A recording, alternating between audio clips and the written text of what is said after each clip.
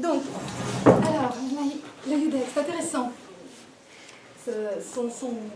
M'a recommandé, mes collègues m'ont recommandé son travail, et puis je me suis souvenu que j'avais vu son dossier déjà il y a quelques années, lorsqu'il commençait sa thèse. Donc l'ENAIC, le UDEC, est aujourd'hui termine sa thèse en CIFRE, hein, c'est-à-dire une thèse professionnelle en entreprise et en université, et à l'université de Compiègne, je crois. Université de technologie de Compiègne. Voilà. Et l'ENAIC est historien de formation.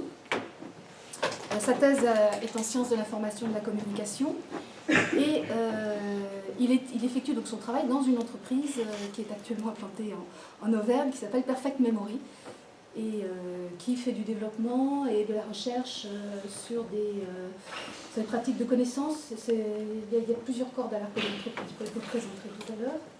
En fait, c'est intégré au discours. Ouais. Dans les métiers, les marchés qu'adresse l'entreprise, impacte aussi cette recherche-action qui est plus sur ces questions patrimoniales. Donc il y a un peu des usages propres au métier de l'audiovisuel et de l'ingénierie computationnelle en général qui impactent finalement la co-conception de ce dispositif. Alors, ce qui m'intéresse particulièrement dans le travail de l'ENAIC, c'est justement qu'il illustre les apports des sciences de l'information, du multimédia, des techniques, de l'informatique, des méthodes aussi et des réflexions sur l'accès à la connaissance et aux documents. Cet apport-là, il illustre l'apport donc de toutes ces réflexions à la problématique des mémoires et des collègues de mémoire. Et c'est vraiment tout à fait voilà l'axe que je voulais poser par ce séminaire, hein, c'était de parler finalement non pas des projets eux-mêmes, même s'ils sont très intéressants, mais là il y a des historiens, des sociologues qui le font beaucoup mieux que moi, mais de parler des méthodes et des moyens que l'on peut imaginer, développer pour pouvoir améliorer et multiplier ces travaux de mémoire. Et donc, ce qui m'intéresse beaucoup, c'est ce travail sur l'éditorialisation et sur l'approche sémantique et les données ouvertes appliquées au film de famille, qui est quand même fait partie des thématiques qui nous intéressent. Donc, je vous laisse. Merci Claire de cette invitation. Merci à tous d'avoir patienté pour cet exposé, que je vais du coup un peu réduire, hein, vu qu'on n'a pas non plus toute la fin d'après-midi et toute la soirée devant nous. Alors, du coup, sans plus attendre, effectivement, l'introduction était très complète, j'ai rien à rajouter, si ce n'est que je fais partie du laboratoire à Costec, donc qui est le laboratoire de sciences humaines de l'UTC. Il y a une dizaine de laboratoires, dont un en sciences humaines, qui a été créé par Bernard Stiegler, que vous connaissez probablement dans les années 80. Alors, mon intervention en amont de cette recherche-action que je vais définir par la suite, finalement un postulat qui a été, que vous connaissez très probablement si vous travaillez, si vous êtes documentaliste, archiviste, c'est ce que Bruno Bachimon, qui est mon directeur de thèse, directeur à la recherche de l'Université de technologie de Compiègne, également ingénieur informaticien, philosophe, épistémologue et aussi sémiologue, sémioticien. Quand il s'est intéressé à l'INA il y a quelques années à la question de l'archive, il en a déduit un article très intéressant à la présence de l'archive dans la revue Intellectica, où il formalise un hiatus sur l'archive numérique qui, en fin de compte, relativement simplement, a un double fossé qui est appliqué à l'archive.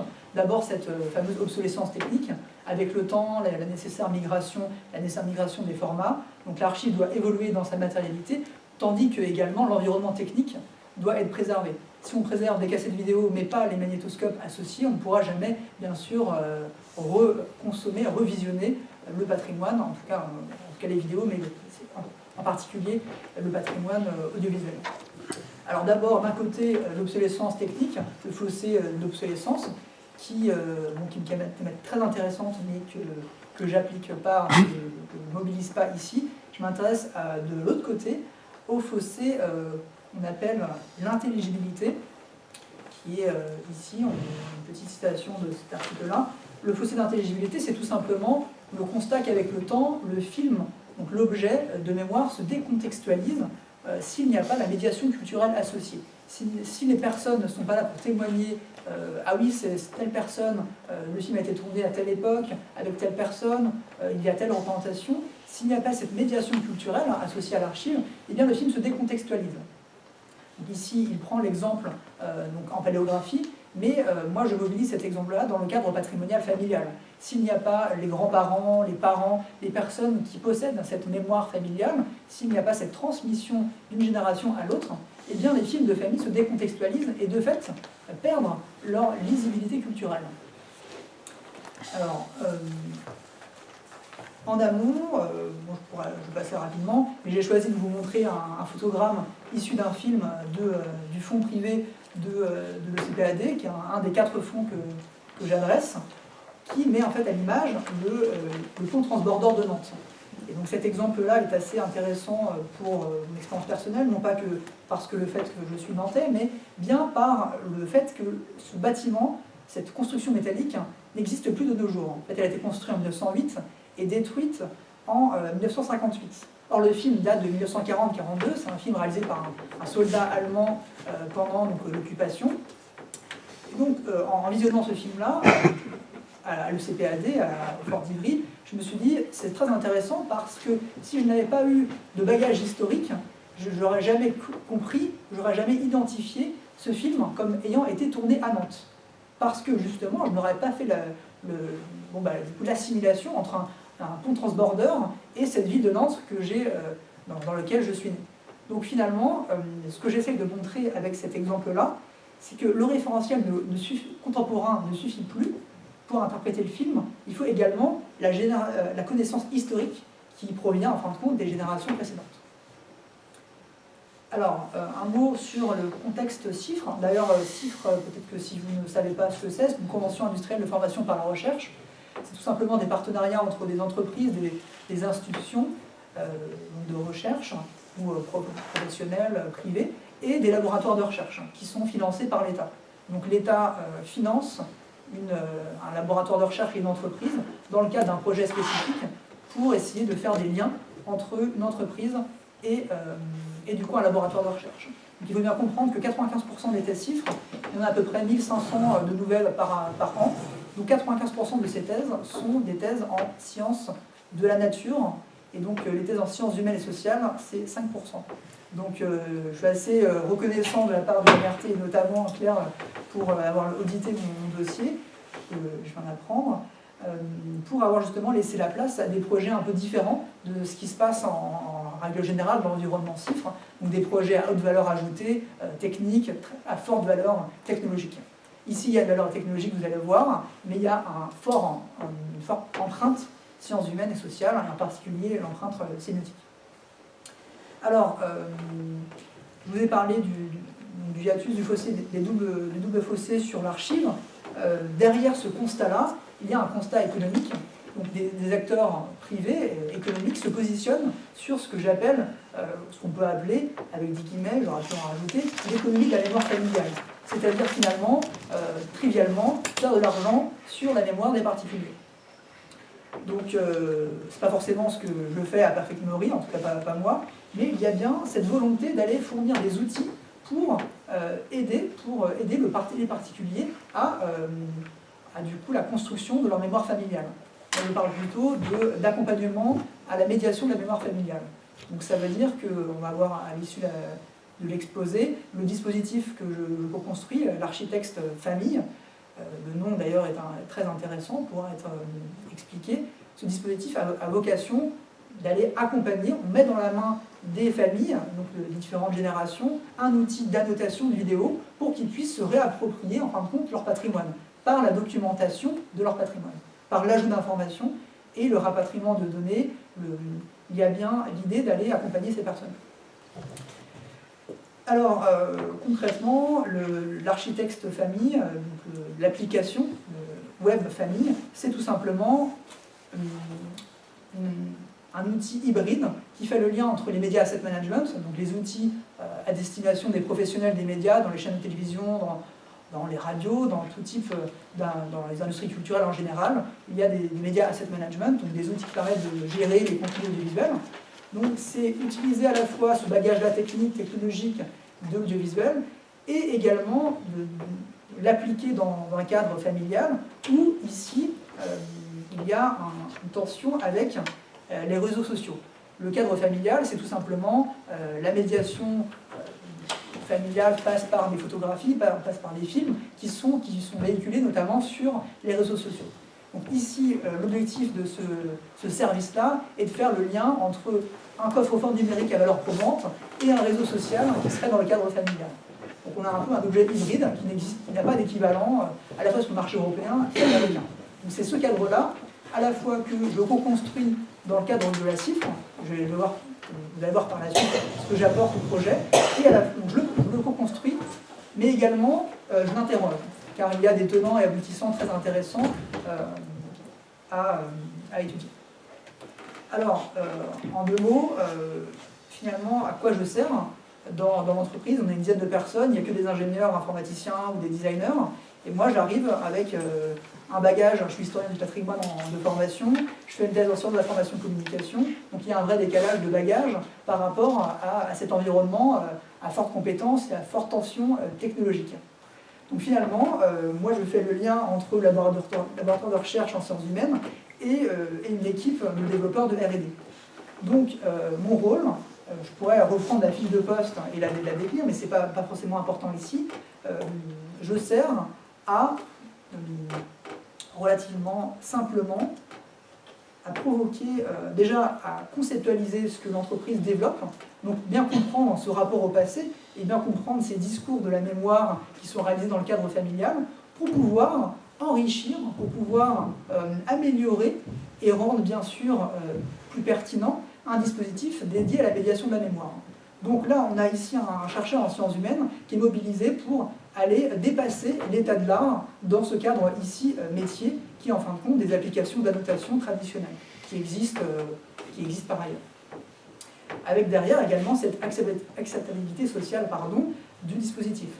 Donc avec l'idée que en ajoutant une couche scientifique à un outil technologique, on va pouvoir le rendre plus attractif, plus pertinent, car validé en amont par un laboratoire de recherche. Et avec des discours du type « Nous avons plusieurs doctorants qui travaillent sur la question, nous sommes tout à fait légitimes pour récupérer vos archives et les valoriser. » Donc c'est des discours que je peux permettre de dire, car j'ai l'autorisation de mon patron d'aller interroger tout type de médiation autour du dispositif. Alors je vais aller un peu plus vite, je vais passer d'ailleurs un certain nombre de points très techniques, car Claire m'a expliqué que effectivement, il y a beaucoup de documentalistes, il y a des historiens, donc il n'y a pas forcément de sémiologues. Donc la partie sémantique et la partie sémiologie, je vais peut-être aller plus rapidement pour aller directement à ce qui vous intéresse plus, je pense, qui est la partie dispositif, la partie interface. Donc en amont, la question qui m'anime dans cette thèse de 3 ans qui touche bientôt à sa fin, c'est bien la possible reconstruction des conditions d'intelligibilité de l'archive. Donc l'idée, on va pouvoir aller donner un cadre dans lequel l'intelligibilité de l'archive pourra être restaurée. Restaurée comment? Par l'éditorialisation de cette archive. L'éditorialisation, c'est, selon Bruno Bachimon en 2007, un processus qui consiste à enrôler des ressources pour les intégrer dans une nouvelle publication. Je vous invite à lire ces livres qui sont par ailleurs passionnants sur cette tension audiovisuelle et numérique, et mémoire bien sûr. Mais également, plus récemment, en 2016, il y a quelques jours, Marcello Vitali Rossetti, qui est un chercheur à Montréal, parle d'éditorialisation comme plus largement l'ensemble des dynamiques qui produisent l'espace numérique. Donc l'éditorialisation, comme vous l'avez compris, c'est finalement aller interroger l'archive, rajouter des informations, l'éditer d'une certaine manière, mobiliser des ressources avec d'autres ressources, avec l'archive, pour finalement la valoriser d'une certaine manière. Donc cette éditorialisation, elle arrive dans un contexte particulier, elle n'est pas faite sur le bureau d'un laptop, d'un ordinateur, mais bien dans le cadre d'un dispositif technique annotationnel que en sciences d'information communication, on appelle ça un architecte. Donc l'architecte, rapidement, c'est un concept qui a été créé dans les fin des années 90 par Lionel Souchier, Yves Jeanneret, Joël Lemarec notamment, qui sont maintenant tous les 3 à l'Université Paris 4, le TRIPIC. Donc ce sont finalement les outils qui permettent l'existence de l'écrit à l'écran. Donc c'est une page web, par exemple, c'est un logiciel de traitement de texte. Ce sont finalement tous les outils numériques qui vont produire, qui vont commander, donc arché, origine et commandement, qui vont commander le texte, qui vont permettre l'émergence du texte. Et donc, par texte, on entend finalement tout type de contenu, pas uniquement le texte, mais bien l'image, la vidéo également.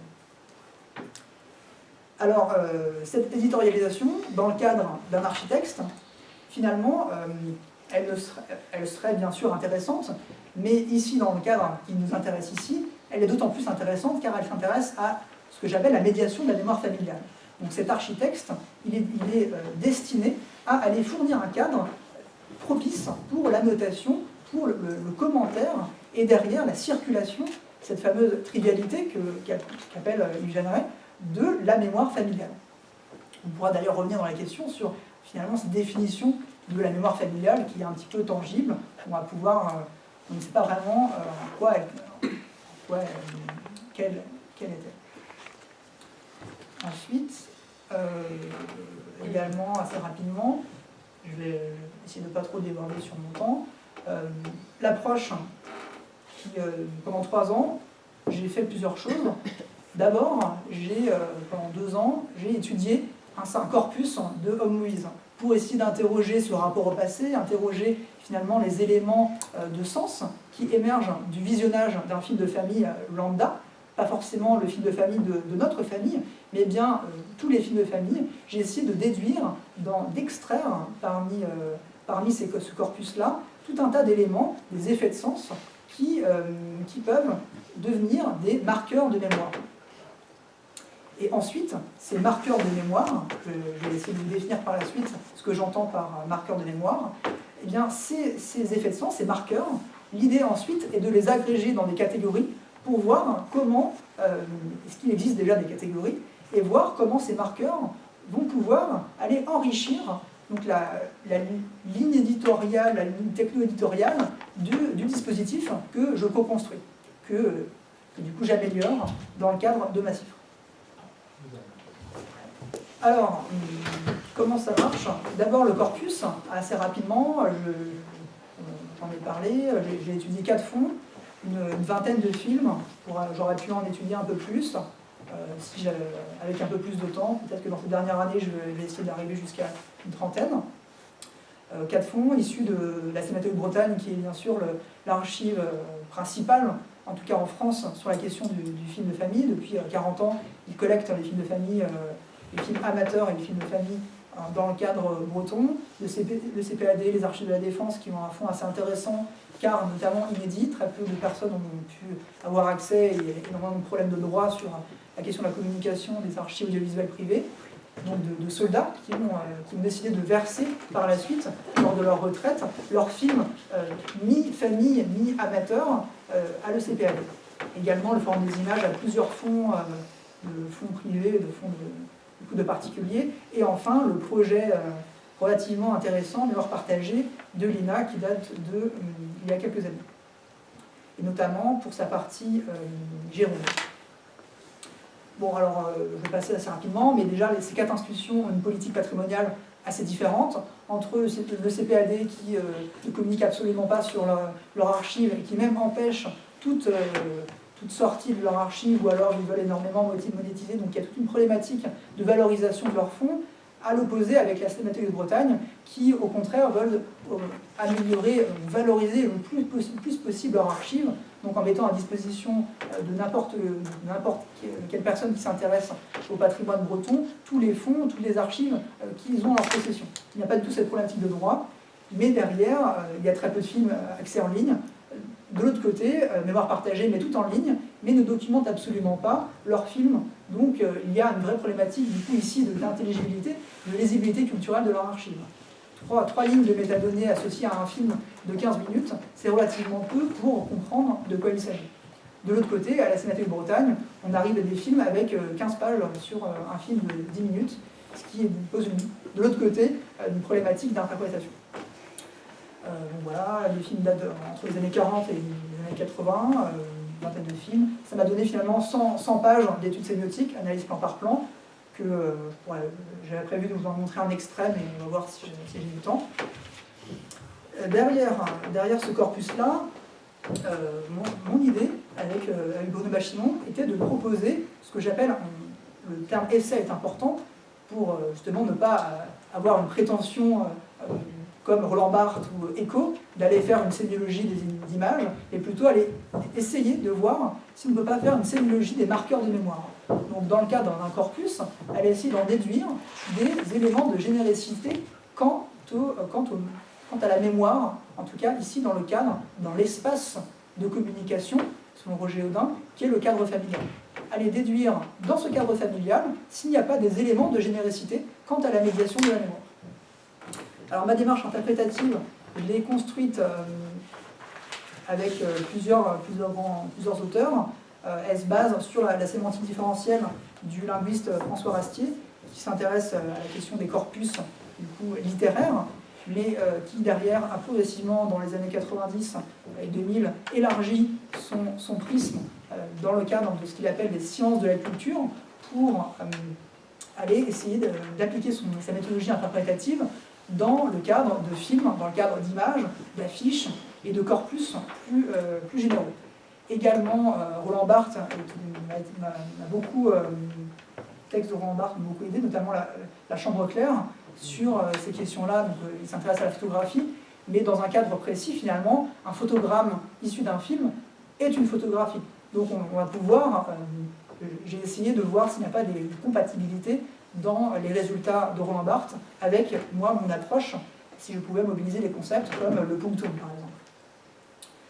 Et enfin, Christian Mess, vous connaissez très probablement, qui est sémiologue du cinéma, qui a travaillé notamment sur des choses très intéressantes que sont les codes spécifiques au film. Il a essayé de faire une sémiologie du film. Bon, ça n'a pas été jusqu'au bout, en tout cas pas à l'heure actuelle. Mais donc il y a un élément, donc ça c'est le structuralisme, il a essayé de faire, de voir s'il n'y avait pas des structures dans le cinéma. Mais en fin de compte, il en a déduit un certain nombre de concepts que j'ai essayé de mobiliser. On verra dans le mémoire de thèse s'ils ont été très pertinents, éclairants dans ce cadre-là familial. Et enfin, Roger Audin, qui est le spécialiste du film de famille, qui, dans les années 80, a travaillé sur, et a notamment fait émerger plusieurs figures du film de famille qui m'ont beaucoup aidé, à la fois des figures relativement simples, les flous, les bougés, les sautes, l'émiettement narratif, et d'autres un peu plus compliqués, l'indifférenciation spatiale, la temporalité linéaire, tout un tas de marqueurs propres au film de famille que, ici, dans le cadre de la thèse, je mobilise. Alors, je vais passer assez rapidement sur la partie sémantique différentielle, qui vous intéresse un peu moins. Également sur la partie, concrètement, pour faire émerger des effets de sens, et donc les marqueurs de mémoire, l'idée était d'appliquer un parcours interprétatif, donc finalement un processus d'interprétation qui, en plusieurs phases, qui permet en fin de compte de qualifier l'objet qu'on définit dans le cadre contextuel d'un corpus et de l'appliquer dans plusieurs échelles. L'échelle micro, méso et macro-sémantique qui permet d'aller produire des hypothèses interprétatives sur le film et de voir si ces hypothèses sont vérifiées ou non quand on élargit le scope. D'abord, l'hypothèse se base à l'échelle du plan, du plan, qui est en fin de compte, dans la théorie sémantique, le passage, donc la combinaison d'un extrait et d'un fragment.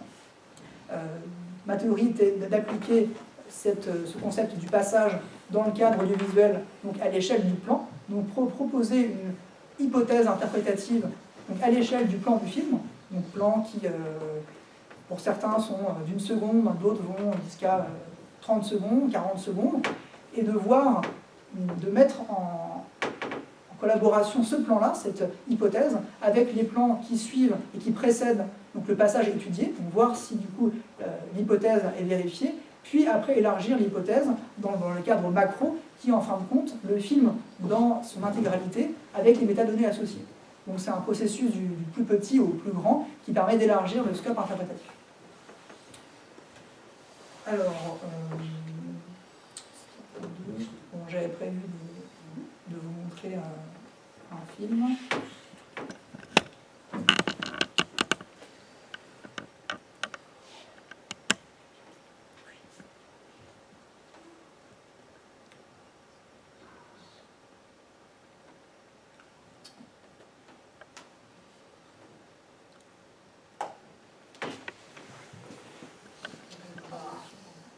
sinon il faut que je puisse le mettre intégralement.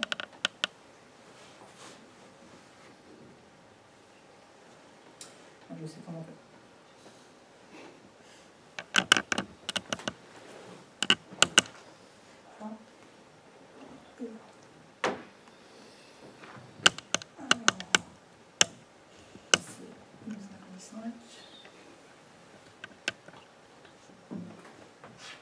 Donc ça c'est le premier plan que j'étudie. Dans quelques secondes, il montre une architecture urbaine. Ensuite un deuxième plan, le plan principal, corpus de référence. On voit des personnes avancées. Et un troisième plan, qui est un plan d'extérieur, toujours un plan large, qui met en avant du coup, un front de mer avec une plage et des personnes. Voilà.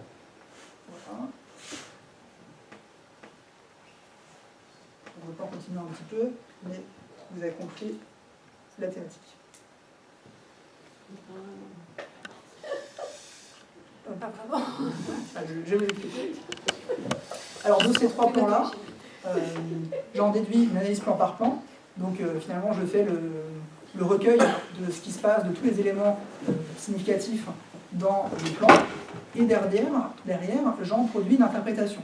À partir du plan numéro 14, qui est le plan principal pour l'échelle micro-sémantique, d'aller essayer de comprendre qui sont ces personnages qui apparaissent à l'écran furtivement. Ils regardent la caméra, donc qu'est-ce que ça implique sur du coup, la proximité entre le réalisateur et les personnes qui passent à l'écran, le fait qu'ils soient habillés avec distinction, qu'est-ce que ça implique sur la temporalité du film, à quelle époque a-t-il été tourné, et également les plans d'après permettent du coup d'aller vérifier une hypothèse pour aller comprendre à quel endroit a été filmé ce film-là. On voit dans le premier plan une architecture urbaine spécifique avec de la végétation, des véhicules, des passants. On voit une personne avec un chapeau, on ne peut pas forcément comprendre. Le deuxième plan, on voit deux personnes qui traversent le champ, qui regardent la caméra. Il y a toujours également de l'architecture urbaine et de la végétation. On ne peut pas forcément comprendre. Et le troisième plan, c'est un plan d'ensemble avec un bord de mer et des vacanciers, des jeux de plage. Donc ces trois plans formalisent l'échelle mésosémantique. Donc on va pouvoir déjà vérifier un certain nombre d'hypothèses. L'hypothèse notamment de la localisation, comprendre qu'il s'agit d'une ville de bord de mer, puisqu'on a un plan en bord de mer, comprendre qu'il s'agit d'une temporalité spécifique par rapport au costume. On va pouvoir voir qu'il s'agit des années 50, peut-être début des années 60, mais on ne va pas pouvoir finalement statuer sur l'hypothèse principale, comprendre la proximité entre le réalisateur et les personnes à l'écran. Donc là, du coup, on élargit le scope, on regarde l'échelle macro-sémantique pour essayer de voir s'ils ne réapparaissent pas à un autre moment du film. Ou de la même manière, si ces personnages-là ne sont pas intégrés aux métadonnées et donc qualifiés. Donc du coup, voilà un peu la démarche que j'ai essayé de faire ponctuellement sur cette vingtaine de films. Voilà, donc en élargissant, on confronte le corpus de référence à l'intertexte.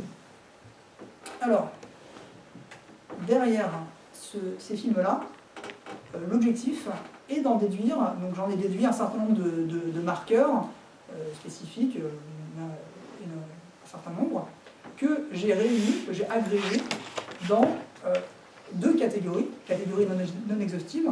Il y a une troisième catégorie plus historique qui se détache, qui n'est pas encyclopédique, qui n'est pas entièrement du sensible, qui est en train d'émerger dans les derniers films que j'ai visionnés il y a quelques jours, que je vais, je pense, thématiser prochainement. Mais en tout cas, pour l'instant, j'en ai déduit deux grands types de marqueurs de mémoire. D'abord, un volet qui serait de l'ordre du descriptif. Le terme encyclopédique fait justement rappel écho et l'encyclopédie. Qui sont en fin de compte, ce premier volet-là, descriptif, rassemble en fin de compte les marqueurs contextuels. Donc les différents éléments, les différentes questions que l'on se pose quand on visionne le film. Donc les unités de lieu, de temps, les différentes unités. Donc ça va être des marqueurs, donc tous les éléments qui vont permettre de répondre à cette question-là, donc de l'ordre du contextuel. Et de l'autre côté, quand on visionne un film de famille, eh bien, il y a un autre volet qui est ce volet plus du sensible, ce volet plus propre de l'affect, peut-être on pourrait dire même de l'empathique par rapport au film. On ne va pas forcément essayer de comprendre tout ce qui se passe, on va également ressentir quelque chose, qui n'est pas de l'ordre du descriptif, qui n'est pas de l'ordre du film de fiction traditionnelle, où on va essayer de comprendre les tenants aboutissants, on va essayer de comprendre le scénario. Dans le film non fictionnel, et en particulier le film de famille, il y a également cette tension-là dans la diégèse, d'aller juste vivre le film avec les personnes. Il n'y a pas forcément cette volonté d'explicitation et de contextualisation du film. Donc il y a tout un tas de marqueurs sensibles qui émergent de l'étude sémiotique. Donc, notamment avec cette idée-là que ces marqueurs sensibles se rapprochent du fameux punctum qu'a formalisé Barthes en visionnant une photographie ancienne où il témoignait de cette piqûre qui le touche quand il regarde cette photographie. On ne parle pas du même de la photographie, mais bien ici du punctum, qui est en fin de compte cet affect qu'il ressent, cette piqûre qui le touche quand il voit cette photo-là, qui n'appartient pas du tout à sa famille, cette photo de, peu importe, pas d'un poilu, mais d'un ancien grognard, ou une photographie faite par Nadar, une personnalité donc, à la fin du XIXe siècle.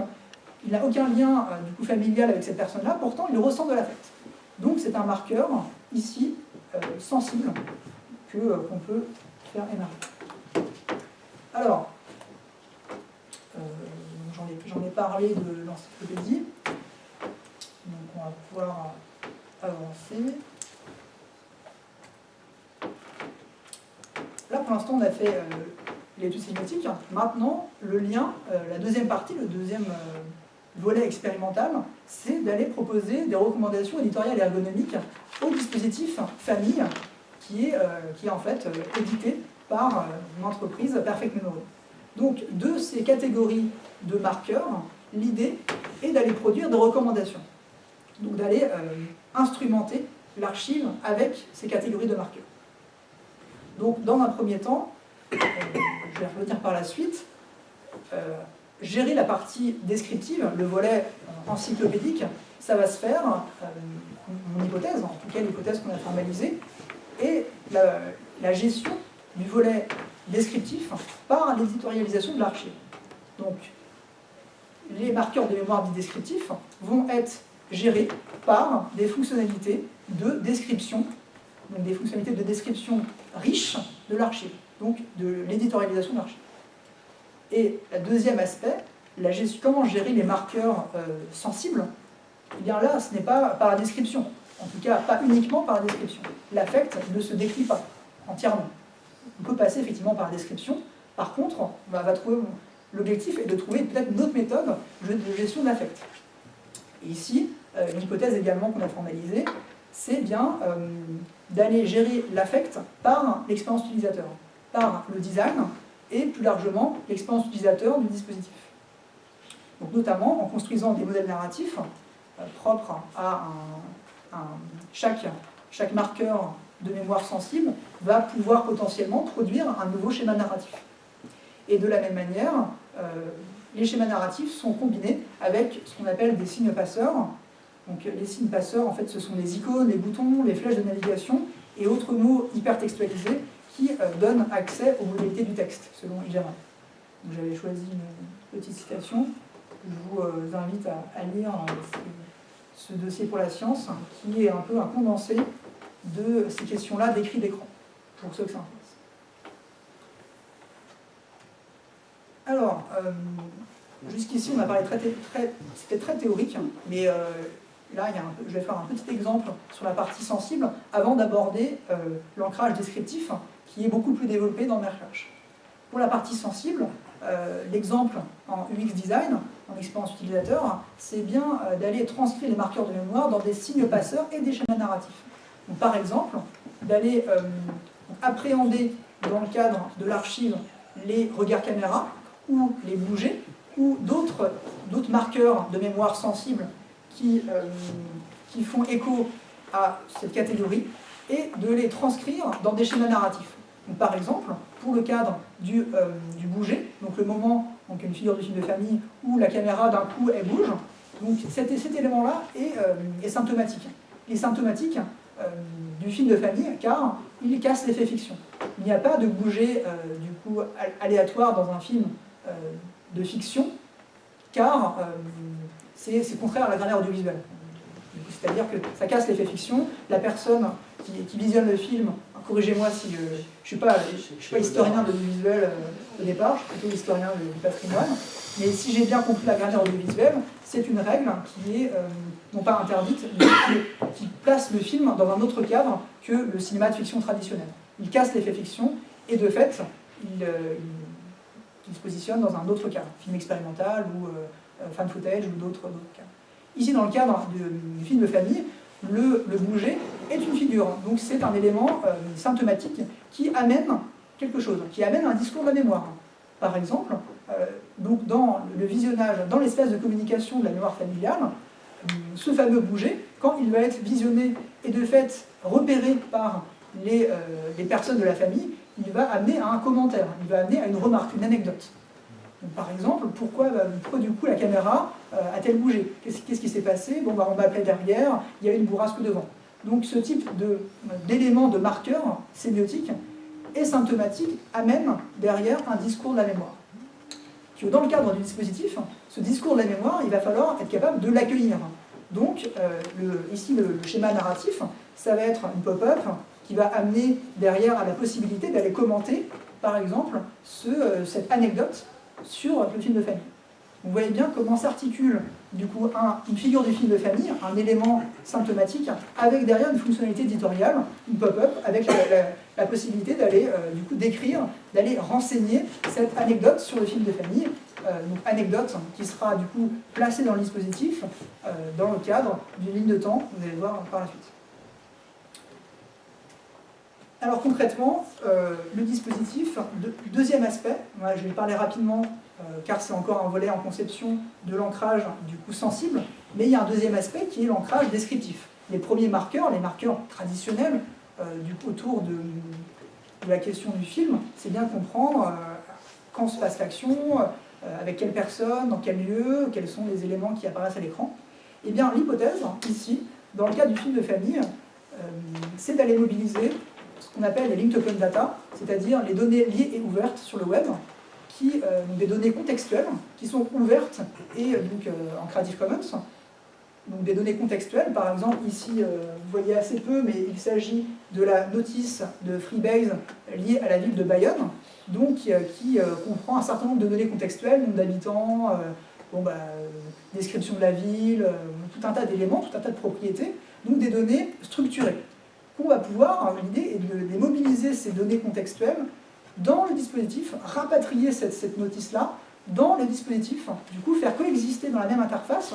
Vous voyez en bas à gauche, mais je vais vous montrer juste après le player dans son intégralité, donc une fonctionnalité du player, c'est bien d'aller rapatrier dans la même interface à la fois le film de famille, les propriétés sur le film de famille édité par les personnes, et également des données contextuelles autour de ce film de famille. Donc ici, un environnement sémiotique complexe, une polyphonie sémiotique, on verra par la suite, on pourra peut-être qualifier ça comme ça. Donc il y a bien un rapatriement des données liées ouvertes dans le cadre du dispositif ici patrimonial. Alors, une petite démonstration.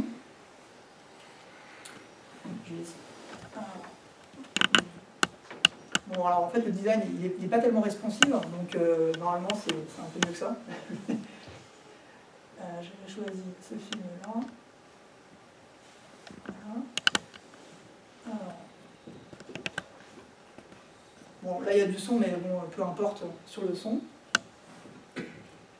L'idée ici est qu'on va pouvoir taguer ce qui se passe à l'écran. Donc ici, qu'est-ce qui s'est passé à l'image? On voit, donc là ce sont les tags, donc ce sont finalement les marqueurs de mémoire descriptifs qu'on a mis en avant, donc plusieurs types de marqueurs, que du coup sont des marqueurs génériques que l'utilisateur va pouvoir mobiliser pour aller documenter son patrimoine. Donc ici est apparue à l'écran une personne qui est Lisa. Hop. Hop. Donc à partir de là, on a du coup la personne, donc la petite fille, qui a été repérée dans ce segment-là. Donc là, j'ai fait une annotation manuelle, mais effectivement, on va le voir par la suite, l'application intègre tout un tas de modules de production automatique de métadonnées. Donc avec l'analyse d'image, le speech-to-text et tout un tas d'éléments qui se connectent au dispositif pour analyser automatiquement l'image. Et produire des métadonnées qui sont plus ou moins fiables en fonction de la qualité du module connecté. Donc vous voyez bien, ici, je vous ai montré, je pourrais vous montrer tout ce qui se passe dans l'interface et vous montrer et passer une heure à décrire, mais j'ai juste voulu vous montrer l'action principale du dispositif, qui est la possibilité à l'utilisateur d'aller documenter, d'aller annoter un média temporel dans une ligne de temps que vous voyez ici qui se déroule et actualise le film. Jusqu'ici, vous voyez à peu près du coup comment maintenant vous visualisez à peu près comment ça marche. C'est le principal. Alors, une fois que je vous ai présenté ça, une fois que maintenant on a co-construit le dispositif, on va pouvoir l'interroger. Donc, comme je l'ai formalisé juste avant, je travaille dans une entreprise où il y a 95% d'ingénieurs, et la principale envie des ingénieurs est d'aller faire des métadonnées et de produire, faire de l'intelligence artificielle et de produire des données avec des données et des algorithmes pour aller interroger les données. Donc, mes collègues ont implémenté tout un tas de dispositifs, de modules, très intéressants d'un point de vue ingénierie et également d'un point de vue sémiotique, de par leur côté heuristique, mais également ça apporte tout un tas de contraintes potentielles. Donc effectivement, on a connecté, plugué à reconnaissance automatique de la parole, reconnaissance d'entités nommées, de segmentation des plans, shot segmentation, analyse de visage, donc, qui vont produire tout un tas de métadonnées à chaque fois qu'un utilisateur va verser le film sur la plateforme. Donc il fait un geste de téléchargement, et à partir de là, le film est transcodé et migre. Il y a un proxy, il y a un master, et le film est analysé automatiquement. Donc un certain nombre de métadonnées sont produites sur le film, associées à la ressource. Donc ces métadonnées, moi en tant qu'historien, je me suis posé directement la question, quel statut patrimonial aux métadonnées produites par la machine? Finalement, puisque on est ici sur du patrimoine, des films de famille, mais directement, un algorithme va créer des métadonnées qui sont associées à cet objet patrimonial. Donc là, on a une coexistence de plusieurs statuts de données entre l'utilisateur qui vient annoter le film, et donc peut-être que c'est la personne qui connaît, donc peut-être que c'est le grand-parent qui vient témoigner de la personne sur l'image. Donc cette métadonnée a un statut patrimonial. Par contre, si c'est un algorithme qui produit le même résultat, donc l'analyse, donc la reconnaissance du visage de la personne et la déduction du lien entre le visage et le nom de la personne, eh bien, la métadonnée va avoir un autre statut patrimonial. Donc là, il y a bien cette tension-là qui coexiste, qu'on va pouvoir interroger. Donc ma question, c'est bien quel statut pour ces données créées par la machine et non par la personne ayant vécu les faits. Donc deuxième aspect, maintenant qu'on a interrogé l'éditorialisation, le principe d'annotation pour la médiation de la mémoire, plus largement, on va pouvoir prendre du recul et interroger l'architecte en lui-même. Donc là, vous voyez trois vues de l'architecte. En haut à gauche, une vue d'une galerie de médias, où du coup l'utilisateur va pouvoir naviguer dans les différents films de famille, photographies, textes, images, PDF, qu'il a mis sur la plateforme. Donc c'est avec une recherche avancée très précise sémantique. La vue du milieu que vous avez rapidement vue, qui est en fin de compte une vue player, donc une vue détaillée du média, où la personne va pouvoir à la fois visionner le média, changer les propriétés, rajouter un descriptif, et également décrire sémantiquement le film, en rajoutant, comme je l'ai fait tout à l'heure, une annotation sémantique au film, avec une timeline qui se déroule. Et enfin, en bas à droite, une autre représentation, un autre point d'entrée dans le patrimoine familial, qui est non plus média-centré, mais sujet-centré, avec une navigation par graphe. Au lieu de s'intéresser à la vue détaillée d'un média et de revisionner le film, on va s'intéresser uniquement aux sujets qui sont liés, qui ont été associés aux médias. Donc le sujet ici, j'ai pas pris le même que le film Biarritz et Bayonne, mais en fin de compte, au centre, on aurait le média, et tout autour, un graphe, il y aurait toutes les entités qui sont associées à ce média-là, entités qui sont qualifiées. Donc avec des relations, mais à l'image, appartient à, se passe dans telle ville, donc a été tourné en telle année. Donc c'est un autre point d'entrée qu'on va pouvoir également interroger, à la fois de par le volet heuristique, mais également par un volet qui serait de l'ordre du statut, de l'interrogation du statut éditorial dans ce cadre patrimonial. Du coup, on pourrait se poser la question, à quoi ça sert de proposer une interface de navigation par graphe, alors qu'on veut juste tout simplement pouvoir annoter nos films tranquillement, sans avoir besoin de naviguer, de passer de l'un à l'autre et de faire une recherche avancée pour vider le cache, puis pouvoir... Vous voyez ce que je veux dire. Ensuite, et j'arrive bientôt à la fin, je l'ai formulé tout à l'heure, quand, dans le cadre de la vue détaillée que vous avez aperçue, dans cette interface-là, coexiste à la fois un média temporel, les informations associées au média, et une ligne de temps avec des annotations. Donc là, ici, on a bien une polyphonie sémiotique du player. Des documents, des annotations, des fiches contextuelles, donc plusieurs, on va le voir, temporalités.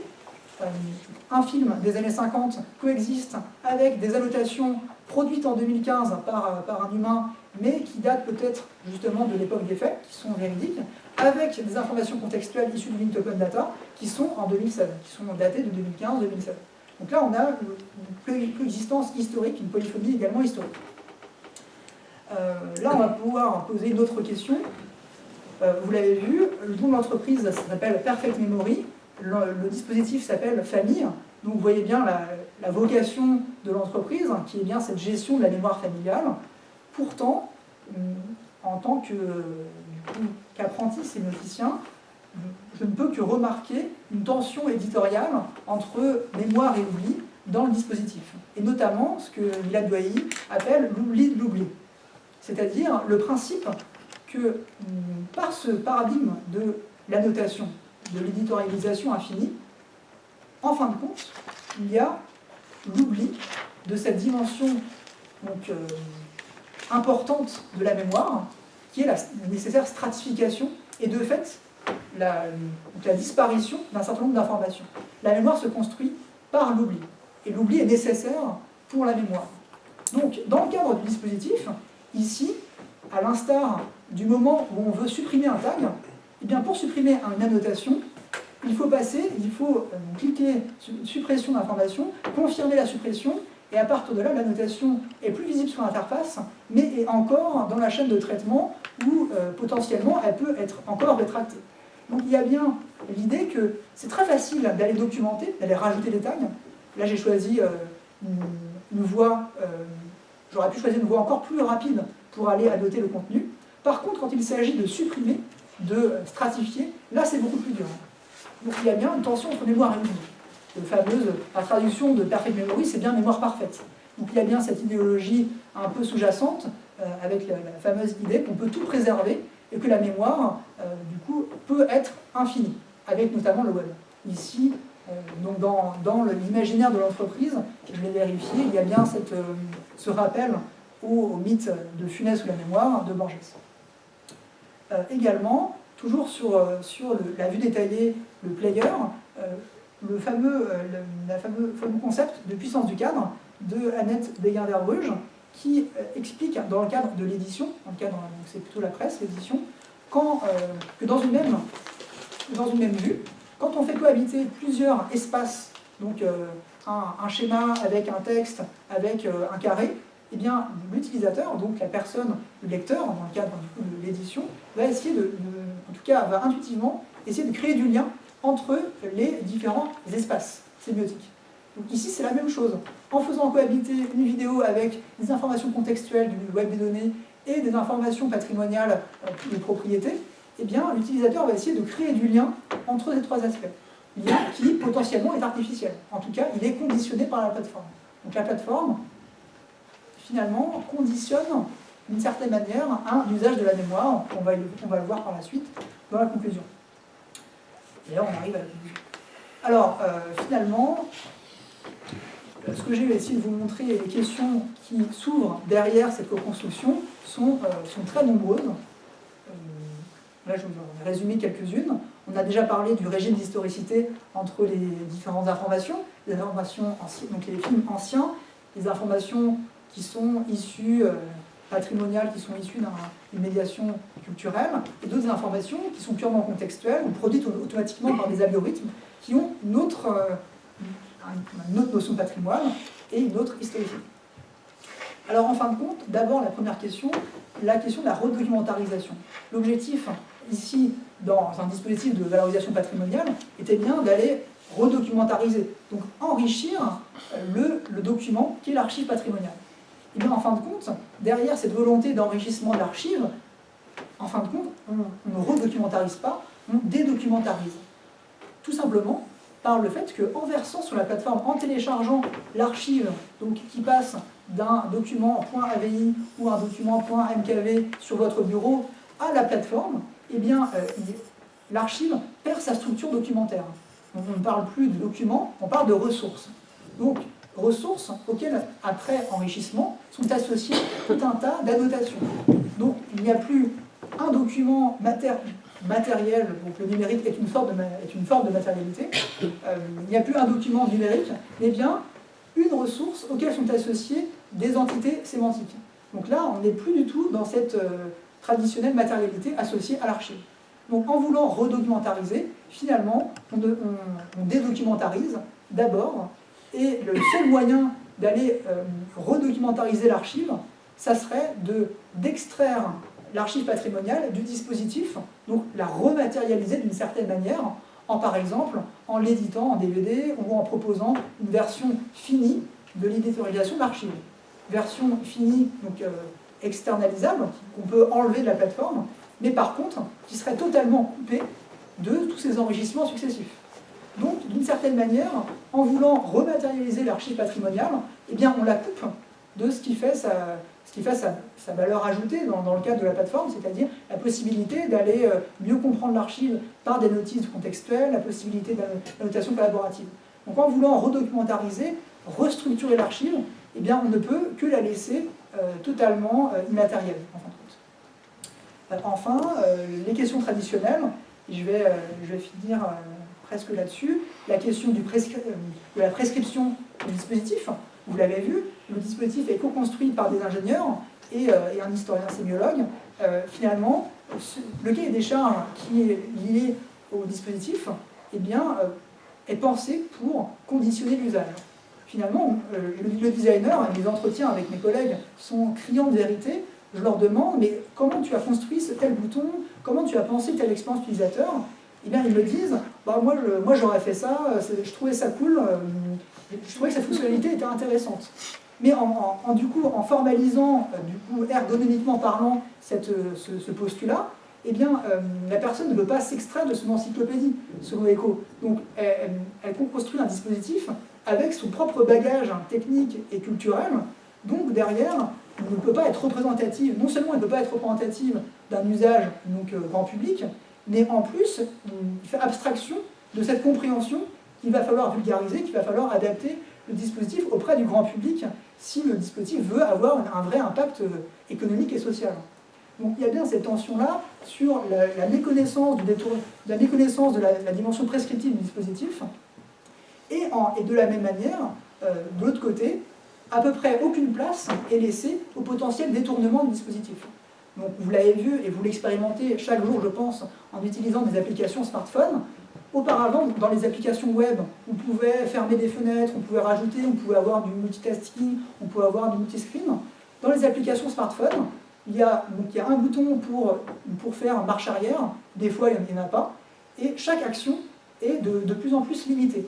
En fin de compte, l'environnement smartphone limite de plus en plus, du coup, l'expérience utilisateur, conditionne de plus en plus.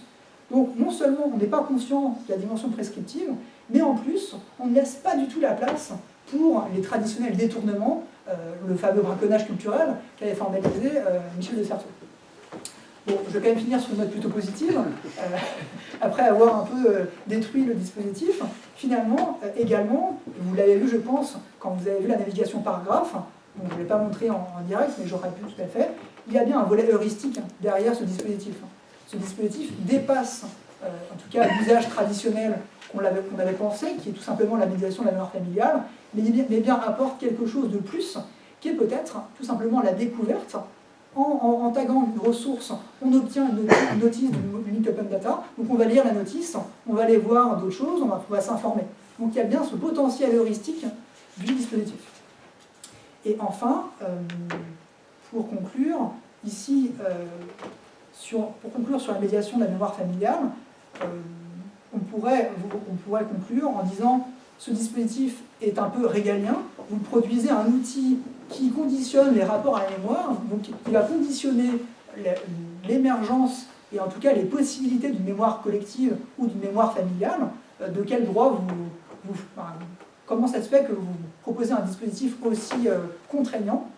Eh bien, pour répondre à cette question-là, cette tension-là, on pourrait dire tout simplement que, en tout cas de mon point de vue, l'architecte s'est pensé comme une prothèse, donc selon Laura Bourran et Bernard Stiegler, qui est en fait compte, l'architecte n'est pas une finalité, contrairement aux réseaux sociaux qui sont une finalité, l'externalisation des relations sociales sur le numérique, mais bien ici, l'architecte famille est pensé plutôt comme un complément, un moyen, un point d'origine du discours de la mémoire familiale. Finalement, on passe par le numérique pour annoter, mais on revient à la sphère physique où la mémoire familiale, c'est avant tout des discours.